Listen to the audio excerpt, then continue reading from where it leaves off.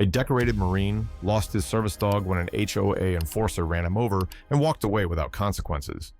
Karen Whitley, obsessed with rules and control, not only showed no remorse. She mocked his loss in front of the entire neighborhood. But Jake Lambert wasn't just a veteran. He knew how to fight with law, truth, and quiet force. And wait until you see how this story turned in court, and why justice, at last, had the final word. Jake Lambert woke at 6:30 like he did every morning, not to an alarm, but to the slow, pulsing ache that started where his leg used to be. It was an ache he never really got used to, no matter how many years had passed since Afghanistan. He didn't reach for his phone or rub his eyes. He just lay there, staring at the ceiling, letting the weight of the morning settle into his chest.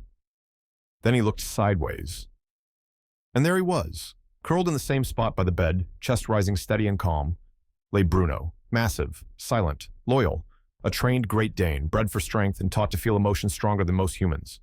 He wasn't just a dog. He was Jake's balance, his alarm system, his emotional anchor, his best friend. After Afghanistan, Jake brought home more than just scars. He carried with him invisible wounds that didn't show up on MRIs or X-rays, the kind of wounds that made you flinch at nothing, that made you wake up gasping, reaching for a weapon that wasn't there, the kind that made you feel like the world you came back to had no place left for you. But Bruno made room. He nudged Jake out of nightmares. He planted himself beside him during flashbacks. He knew when to press his body against Jake's to keep him grounded, when to lead, and when to simply be there. Bruno never spoke, but he told Jake everything would be all right, just by showing up, just by staying. Jake finally sat up and reached for his prosthetic leg, clicking it into place with practiced efficiency. Bruno rose slowly too, stretching his long frame before standing still, waiting for the signal. Jake gave one short snap of his fingers. That was all it took. They stepped out into the soft morning light. It was one of those quiet spring days where everything felt a little too calm, too clean. Bruno kept to Jake's left, just like he was trained, always keeping an eye on his stride, making minor adjustments for Jake's balance. The driveway was short, leading out to the community's main street, a place lined with prim hedges, mailbox rules, and the invisible tension of HOA control. Jake knew the regulations by heart. Technically, parking along the walkway was against the guidelines, but he was a disabled vet. The state placard hung visibly on his dash. There was no rule he hadn't read 10 times over. He parked there out of necessity, not defiance. Jake and Bruno had just crossed the edge of the lawn when it happened. There was a scream of tires, an engine revving far louder than it should on a quiet residential street. Jake didn't have time to look. The sound came like a wave crashing over silence, then headlights, then panic. "Bruno!" he shouted, instinct kicking in faster than thought. And Bruno moved. Without hesitation, the dog lunged sideways, hitting Jake hard, pushing him toward the curb with all the force in his massive chest. A half-second later, metal struck flesh. There was a thud, the sickening scrape of something being dragged, and the crack of bone or bumper. Jake couldn't tell which. Silence returned like a slap. Jake rolled over, his prosthetic twisted beneath him. He blinked through the daze. His first thought wasn't pain. It was, "Where's Bruno?" He looked up. Bruno was lying in the road. His body was twisted, one leg twitching slightly before it fell still. Blood seeped into the concrete like ink in water. Jake's stomach dropped, his breath caught, his world tilted. A car door slammed. "Are you kidding me?" A woman's voice cut through the silence like a blade.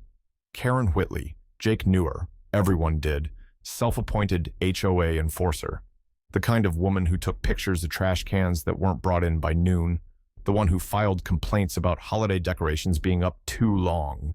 She stomped toward him in high-heeled fury, arms waving. "I told you not to park there. I told you. This is a clear zone." Jake didn't move. He didn't argue. His eyes were locked on the still form lying 20 feet away. He saved me," Jake whispered. "That was a service dog." Karen stopped, scoffed. "That's just a dog," she snapped. "You can get another one. You're the one breaking the rules. This is a private road, and you're not above the HOA. She stepped over a streak of blood like it was nothing more than spilled coffee. Neighbors began to emerge. Phones came out. Murmurs spread. Jake still hadn't moved. He dropped to his knees beside Bruno's body. One hand reached out, trembling, brushing against soft fur now stained dark. His vision blurred, not with tears, but with disbelief, shock. He didn't cry, he didn't scream, he just stared. And in the center of his chest, something cracked wide open. And what poured out wasn't pain, it was fire. It took 20 minutes for the patrol car to arrive. Jake sat on the pavement the entire time, legs folded stiffly beneath him, one hand resting on Bruno's neck, the other pressed against his knee as if holding himself together by sheer force of will. His eyes didn't blink much. He barely breathed. Bruno's collar was still warm. That warmth felt like the last thread tying him to what was left of his world. When the police cruiser finally rolled to a stop, Jake didn't rise. He didn't look, but he could hear the steps, crisp, casual, and somehow indifferent, approaching the wrong person first. Officer T. Reeves, young, fresh uniform, sunglasses still on despite the overcast morning. He didn't glance at Jake, didn't look at the lifeless dog on the road. Instead, he walked straight to Karen Whitley, who was already in full performance mode. "This man," she began, voice shrill but composed, "has been violating HOA guidelines for months. He always parks where he shouldn't. Today I honked, he ignored me, and that dog jumped at my car. It was aggressive. I felt threatened." Reeves nodded, not critically, just as if this were routine. "Do you have footage?" Karen shook her head. "It all happened too fast." "Witnesses?" "Only him." She waved vaguely toward Jake without even using his name, and obviously he's not objective. Jake still hadn't moved. He didn't need to. Every word registered like another weight on his spine. Finally, Reeves turned, not all the way, just enough to address Jake without walking over. "Sir," he called out, "did you park in front of the walkway?" Jake's voice was quiet, hollow. "I parked next to my home. I have a disabled placard. You can check the dash."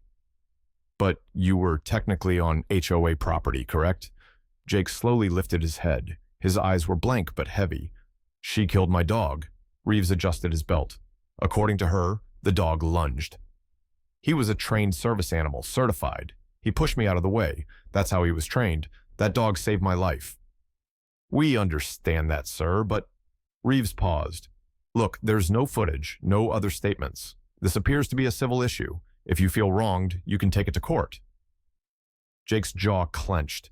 "You're not even going to file a report?"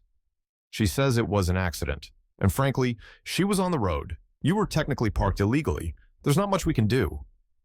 Something cracked in Jake's voice. Not volume, not anger, just disbelief.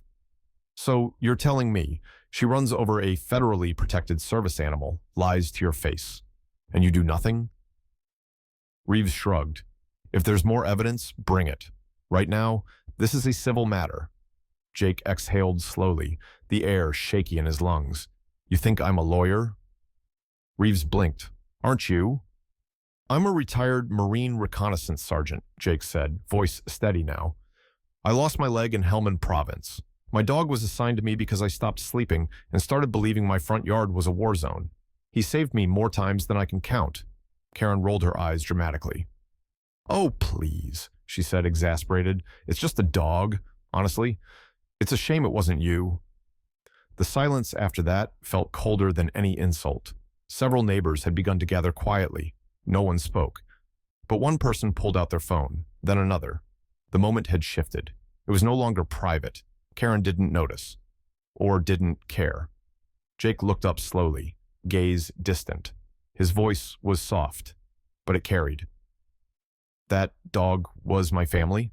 Nobody answered him. Reeves gave a tight nod and walked back to his car. No charges, no statements, no justice. Jake stood up with difficulty, stiff and silent. His pants were stained with dust and something darker.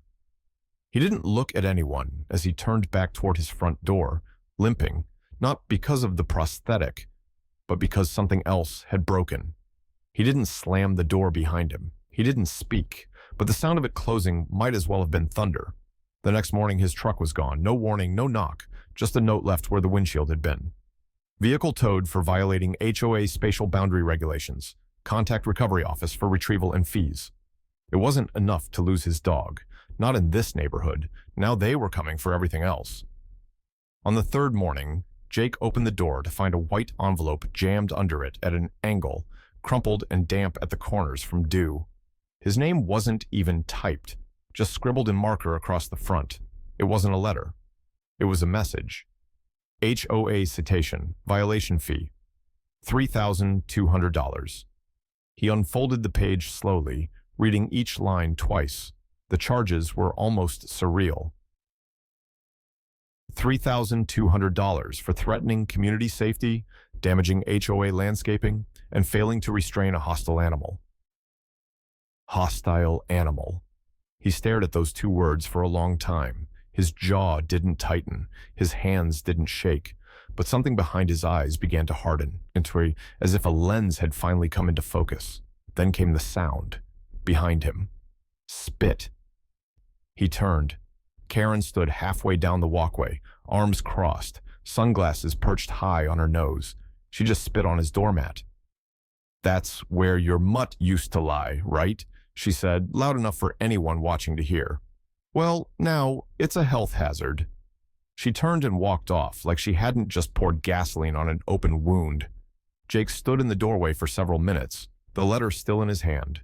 His eyes didn't follow her. They didn't need to. He wasn't looking at her anymore. He was looking through her, past her, beyond. There was no grief left in his chest, no emptiness. Not anymore. Only fire. That evening, Jake pulled out a key from a drawer near the kitchen. It unlocked a steel case in the hall closet. Not a weapon, not anymore, but something heavier in his own way. Inside were documents, thick folders he hadn't touched in years. One of them was labeled in his own handwriting. ADA Violations Title II, Federal Statutes, Case Prep. He had used it once when helping a fellow vet get access to a building that refused to install a ramp. That time, a letter was enough. This time, he would need more. Jake wasn't a lawyer, but he had read enough field manuals to know you don't need to be an attorney when the truth is this loud. You just need to aim carefully and hit the right targets. By nightfall, he was sitting inside a legal aid center specializing in disability rights. He didn't ask for sympathy. He asked for statutes, for procedures, for names of agencies with enforcement teeth. They gave him everything. By midnight, he'd filed his first complaint. The next went to the local chapter of the Department of Justice. Another, directly to the Office of Civil Rights. He documented the incident, attached photos, submitted the video from the neighbor's phone, and wrote an affidavit under penalty of perjury. But he wasn't finished. By sunrise, he had called a veteran support group that ran a pro bono legal network. Then he drafted a message to a local news affiliate, the one that always ran human interest stories. The email wasn't dramatic, just the facts, with the video attached. The subject line read, HOA harassment of disabled veteran, service animal killed, no police report filed. Before he hit send, he uploaded the clip to his personal Facebook page. No caption, just the raw video. The moment, Karen, standing smugly over his fallen service dog, said, "It's a shame the dog died and not you." The video spread like wildfire. First a few shares, then dozens, then veterans' pages picked it up, then military families, then disability advocates, then news outlets. In less than a day, the video had over 800,000 views. Jake didn't read the comments. He didn't need to. He wasn't chasing outrage. He was building momentum. People started tagging local officials, a state senator, a federal ADA attorney. Even the governor's account was mentioned. Jake sat in his living room, the blue light of his laptop flickering against the wall. Outside, the street was quiet, but it didn't feel like silence anymore. It felt like the pause before something finally shifts, like the deep breath a storm takes before it arrives. He leaned back, folder still open, and whispered under his breath, "You took everything. Now you get to see what I do when I have nothing left to lose." It wasn't revenge, it was justice, calculated, federal, and already in motion. 7 days after the video went viral, Karen Whitley got her first phone call. She was behind the counter of her boutique, arranging a new display of lavender candles, when her phone buzzed. The caller ID read, District Attorney's Office. She stared at it for a moment, then she declined the call. 5 minutes later, an email arrived in her inbox, followed by a physical letter that appeared that evening, hand-delivered and stamped with official seals. Notice of hearing, violation of Title II, Americans with Disabilities Act, Federal Inquiry into Discrimination, Malicious Negligence, and Harassment of Protected Individual. Karen didn't open it all the way. She read the header, scanned a few lines, and tossed it onto the counter like it was a parking ticket. "They're bluffing," she muttered. The next morning, she unlocked her store, Asasat, Serenity and Scent, expecting another quiet day of essential oils and overpriced incense. Instead, she stepped out into a wall of noise. A group had gathered on the sidewalk, not angry teenagers, not social media activists, veterans, dozens of them. Some wore their old service jackets, some held flags, some carried signs, handwritten, raw, and real. One stood front and center, gray hair, straight spine, eyes that had seen too much. His sign read, "He fought for us. You ran from a dog. Who's the real threat?" Karen froze. "What is this?" she shouted, already fumbling for her phone. One of the vets stepped forward, calm, collected. "We're not here to vandalize. We're here to stand." Karen's voice cracked. "It was a dog, an animal. I didn't mean to." Her words drowned under the quiet chant that began rippling through the crowd. "Service dogs save lives. Justice for Bruno. We stand with Jake." Karen retreated to the porch, panic twisting her features. She slammed the door, yanked the shades down, and locked the front. Her hands trembled. She didn't know how they found her, but they weren't going away. Inside, her phone buzzed again. This time, a message from the HOA board. "Emergency session scheduled. Your actions have caused reputational harm. Pending vote on coordinator suspension." Karen gasped. She had built her identity around her position in the HOA, the rules, the authority, the control. Without it, she wasn't anything but a name in a newsletter. That afternoon, the vote was held. The result was unanimous. Effective immediately, Karen Whitley was suspended from her duties as HOA coordinator, with an additional clause, banned from initiating resident citations until further review. The silence in her house that night was suffocating. No emails, no messages of support, only headlines. Veteran story sparks federal review after service dog incident. Local HOA under fire after disabled man denied justice. Civil rights groups demand accountability in ADA case. She turned off the TV. She unplugged her router. But the pressure didn't stop. It was everywhere, on phones, in conversations, on car windows, and yard signs. And then, as if to confirm her fears, came the final letter, thicker, heavier. This one bore the seal of the United States Department of Justice. "You are hereby summoned to appear before the federal court, pursuant to violations of federal law under the Americans with Disabilities Act, Title II. No more local meetings, no more HOA cover. This was Washington. Federal territory." Karen sank into her kitchen chair, rereading the document as if doing so would somehow soften the words. It didn't. The charges were listed in plain language: civil rights violations, discrimination, willful negligence, harassment, and attached, a copy of the transcript. A quote. Her quote. "It's a shame the dog died and not you." That line would follow her forever now. Not because Jake had said anything, but because the world had finally heard it for themselves. The courtroom was quiet, too quiet. Not the kind of silence that comes from peace, but the kind that settles just before something irreversible is spoken, the kind that hangs in the air like the pause between lightning and thunder. The woman seated behind the bench, Judge Catherine Daniels, didn't smile, didn't blink more than necessary, and didn't waste time. Her presence commanded the room not with volume, but with stillness. She was in her early 50s, sharp-eyed, and known for her strict adherence to the letter of the law. The oak walls of the district courtroom held the tension like a sealed chamber. Jake sat at the back, straight-backed in a dark blazer, his military pin on one lapel, and something else in his hands. Worn leather, frayed stitching, a name tag pressed into metal. Bruno's collar. He didn't move. He hadn't spoken once since arriving. Up front, Karen Whitley stood behind a polished defense table, arms tight against her sides, eyes flicking nervously toward her counsel, then back to the judge. Her complexion was pale, but her voice still carried the remnants of indignation. Judge Daniels flipped through a folder on the bench, then looked up slowly. Miss Whitley," she began, her voice even and devoid of ornament. You are before this court under a federal summons for violation of 42 U.S. Code Section 12132, discrimination against a person with a disability in public services and infrastructure. Karen's mouth opened before her lawyer could stop her. I was just driving, she blurted out. It was an accident. He was parked where he wasn't supposed to be. The courtroom didn't react. No gasps, no murmurs. Just the sound of her words bouncing back toward her like cold echoes. Daniels leaned back. Do you have footage of the incident? Karen blinked. No, it all happened so fast. Do you have independent witnesses who can confirm your version of events? Karen hesitated. Her lawyer opened his mouth, then closed it again. There was nothing to say. No, she admitted. Daniels raised one brow slightly. Well then, she said, flipping a page, the court has received multiple witness statements from residents of your community detailing your repeated harassment of Mr. Lambert, including audio and video recordings. She tapped the papers gently. We have you on video stating, and I quote, "It's a shame the dog died and not you." Karen's throat caught. She looked at her lawyer, then back to the judge.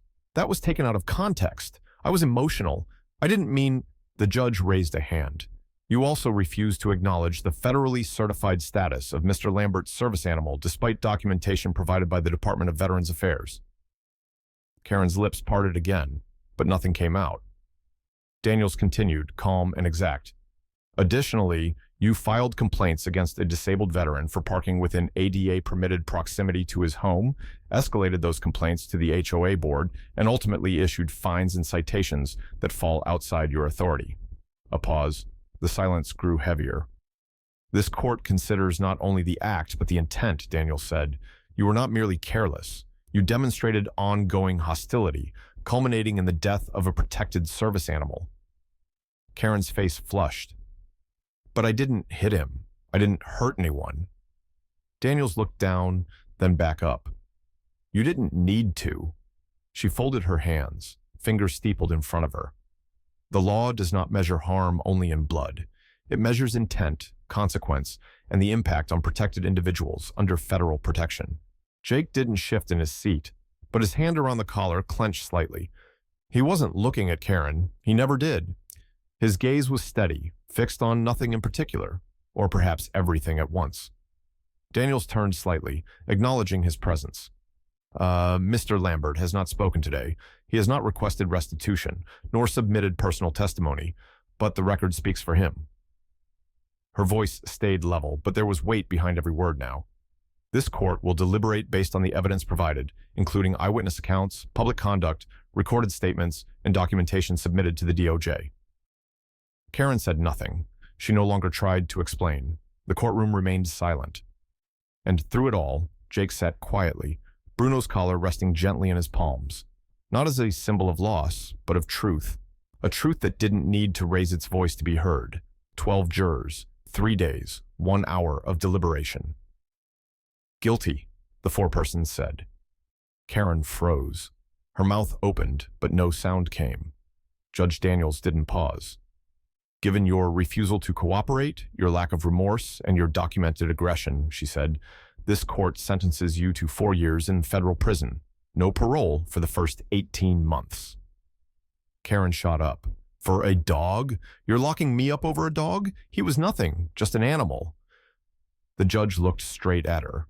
Sometimes, she replied, voice cold, a dog is the best part of what makes a person human. Karen sat back down, silent. Jake didn't react. He just stood, slipped Bruno's collar into his coat pocket, and walked out. The next morning, the sidewalk was quiet again, but not empty. Right where it happened, where tires once screeched and hearts were broken, now stood a small wooden plaque, handcrafted and carefully staked into the earth. It was surrounded by fresh mulch, a border of stones, and flowers laid gently around its edges. The plaque read, "He didn't bark, he protected, in memory of Bruno." No logos, no sponsors, just truth. Children from the neighborhood came with bouquets from their yards, small handfuls of daisies, clipped sunflowers, and soft petals wrapped in string. Some brought their drawings, Pictures of a big dog beside a man in a military cap. Others left notes. One read, "Thank you for keeping him safe." Veterans stopped by, many quietly, some with a hand to their chest. A few left letters folded into envelopes.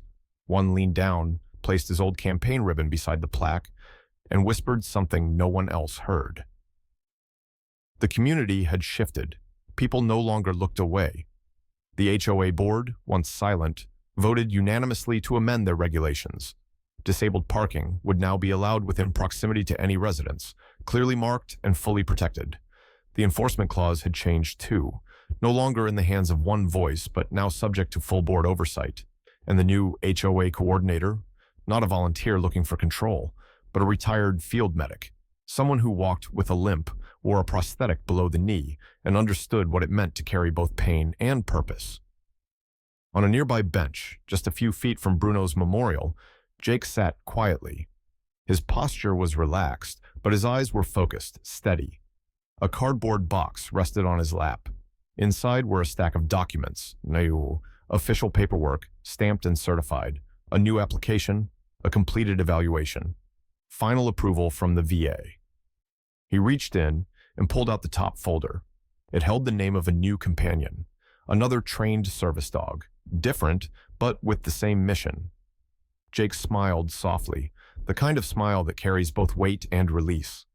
He looked out toward the plaque, the flowers, the quiet space, now filled with something that had once been lost. Then he spoke, barely above a whisper. "Bruno, you saved me. Now your mission lives in law." His voice didn't crack, his eyes didn't water. But in that moment, surrounded by silence and sunlight, something inside him finally let go. And something else, something steady, took its place. 6 months later, the nation remembered. A federal news network aired a documentary, Bruno, the dog who changed the law. It told the whole story, the injustice, the courtroom, the community shift. But what moved people most was the footage of Bruno walking beside Jake, calm and alert, doing his job with silent grace. And the voice they couldn't forget. "It's a shame the dog died and not you." Millions watched. Millions felt. People cried. People got angry. People spoke out about their own stories, their own Brunos, their own Karens, and change kept moving. Jake stayed quiet. While others debated online, he built something real. Bruno's Honor, a nonprofit for veterans with PTSD, pairing them with service dogs and legal support. He didn't promote it, he just worked, day by day. At night, he still talked to Bruno sometimes. "Bruno," he'd whisper into the dark, "you didn't just save me, you started something." Then he'd put on his old field cap, now stitched with a K9 veteran unit patch, and head out. By his side walked a new dog, new name, new mission, same heart. Justice wasn't revenge. It was order, rebuilt from pain. And now, that order was standing strong,